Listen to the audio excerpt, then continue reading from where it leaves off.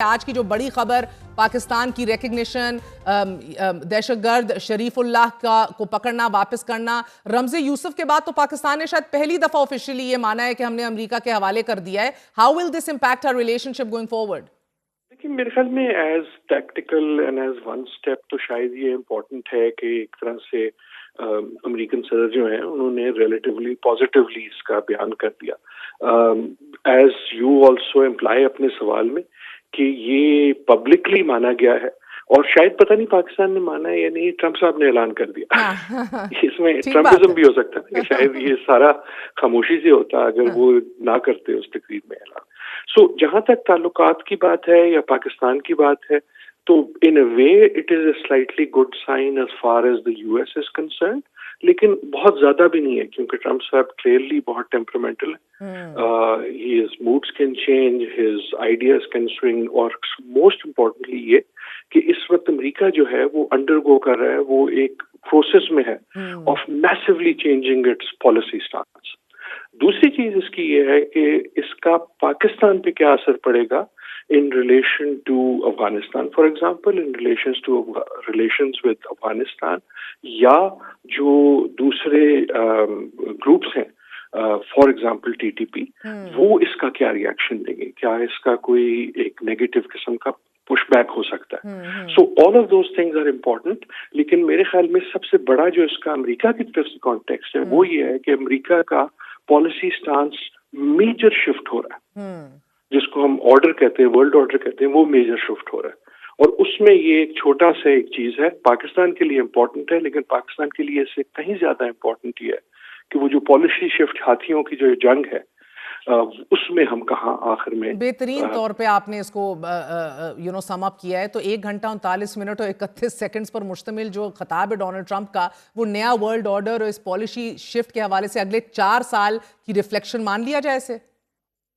میرے خیال میں 4 سال کے لیے بالکل صحیح ہے. آئی آلسو تھنک کہ ایک طرح سے 4 سال سے کہیں زیادہ, چاہے اگلا صدر ٹرمپ ہو خود, کیونکہ اب وہ تیسری ٹرم کی بھی بات کر رہے ہیں کانسٹیٹیوشن چینج کرنے کی, چاہے کوئی اور ریپبلکن ہو چاہے ڈیموکریٹ ہو, جو بساط ہے جس انٹرنیشنل افیئرز کی, جو آپ ایک طرح سے رولز تھے سیکنڈ ورلڈ وار کے بعد کے, ان کو انہوں نے اوور ٹرن کر دیا. اگر آپ وہ تقریر غور سے جب ہم سنتے ہیں تو ایک چیز یہ کہ ساری کی سارا خارجہ پالیسی جو تھی وہ داخلہ پالیسی تھی.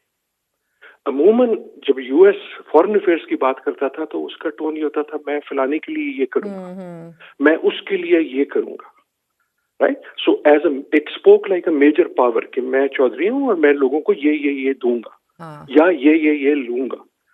اس وقت ٹرمپ کا پورا جو فوکس ہے وہ ہے not only America first but America only. In a way جب وہ کہتے ہیں نا کہ I will make America great again, تو اس کا امپلیکیشن یہی ہے کہ ان کی نظر میں امریکہ از نو لانگر گریٹ.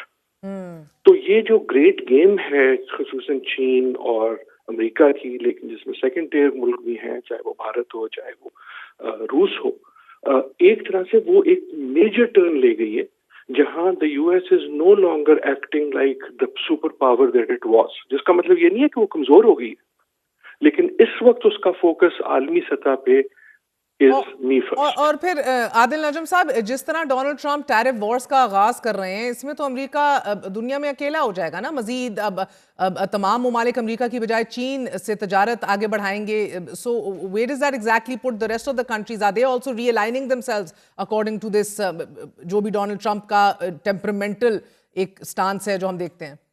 ہو سکتا ہے لیکن اور بھی بہت کچھ ہو سکتا ہے. دیکھیں چاہے جو بھی ہو, امریکہ سے بڑا ہاتھی تو دنیا میں کوئی نہیں ہے, امریکہ سے بڑی اکانومی دنیا میں کوئی نہیں ہے, چین سے بھی کہیں زیادہ بڑی ہے, ٹیکنالوجی میں بھی, ایجوکیشن میں بھی, گڈز میں بھی. سو جب یہ کروٹ لے گی تو صرف یہ نہیں ہے کہ امریکہ اپنی پالیسی چینج کر رہا ہے, اس کے لحاظ سے دوسرے باقی بھی کریں. قطع کلامی ماں ون مور تھنگ عادل نجم صاحب, اب ٹرمپ کا پیوٹن کے قریب ہونا یہ کس چیز کی انڈیکیشن ہے؟ حالانکہ 3 سال تک امریکہ نے بھرپور کوشش کر لی, یوکرین کا ساتھ دیا, پیوٹن کو اچھوت بنا کر رکھ دیا پوری دنیا میں, اور اگر میں غلط نہیں ہوں تو یورپین یونین بنائے جانے کا پورا مقصد جو تھا اس کے پیچھے تو آف کورس یورپ کی سلامتی کو انشور کرنا تھا نا. تو 70 سال تک تو مسلسل امریکہ نے یورپ کی روس کے خلاف مدد کی ہے. اب یہ ایک دن پالیسی شفٹ کی وجہ کیا ہے اور اس کے اثرات کیا ہوں گے؟ بہت اچھا سوال. دیکھیں ٹرمپ کے لیے تو ایک دم شفٹ نہیں ہے. ٹرمپ تو جو ہے بہت زیادہ شروع سے پہلی ٹرم سے, اس سے پہلے سے प्यूटन के यार हैं, और अमेरिका में तो ये भी कहा जाता है कि जी उनको केजीबी वगैरह ने किया ये वो, बट एनी हाउ वो गॉसिप है, उसको हम साइड पे रखते हैं. लेकिन Trump has always had this fascination not only with Putin लेकिन विद पावर. उनको एक खास किस्म का जो है ना, जो मजबूत लीडर, जो जिस तरह ना पुतिन वो घोड़े पे कमीज उतार के खड़ा हो जाता है, he has always had that fascination. उनका एक imperial temperament है, और इस चीज को लोग दुनिया में बड़ी नजर से देख रहे हैं. इसीलिए शायद वो ना सिर्फ प्यूटन जैसों के करीब है, लेकिन कनाडा जैसी जो एक पोलाइट मुमलिकत समझी जाती है उससे दूर हो रहे हैं. आजकल फॉर एग्जांपल अगर आप ताइवान देखें तो ताइवान को फिक्र ये हो गई है कि यार ये अगर पुतिन के करीब हो सकता है तो और यूक्रेन को छोड़ सकता है तो हमें भी छोड़ सकता है. Because the implication is not just Putin. The implication is कि ये जो authoritarian आप कह लें, strong man कह लें, जो power imperialism है, ये एक clearly उसकी तरफ ट्रम्प साहब का खुद भी पर्सनैलिटी है और वो अमेरिका को उस तरफ लेके जा रहे हैं. तो उस तनाजुर में कि देखें ना वो पंगे कैसे ले रहे हैं, कनाडा से, ग्रीनलैंड से, मेक्सिको से, यूरोप से, वो ममालिक जो उनके सबसे करीब थे उनको हट के मूविंग टूवर्ड्स दैट प्लेस जहां एक तरह से एक स्ट्रॉन्ग पावर है. नॉर्थ कोरिया पिछली टर्म में हमने देखी, प्यूटन हमने पिछली में भी देखा, इसमें भी देखा.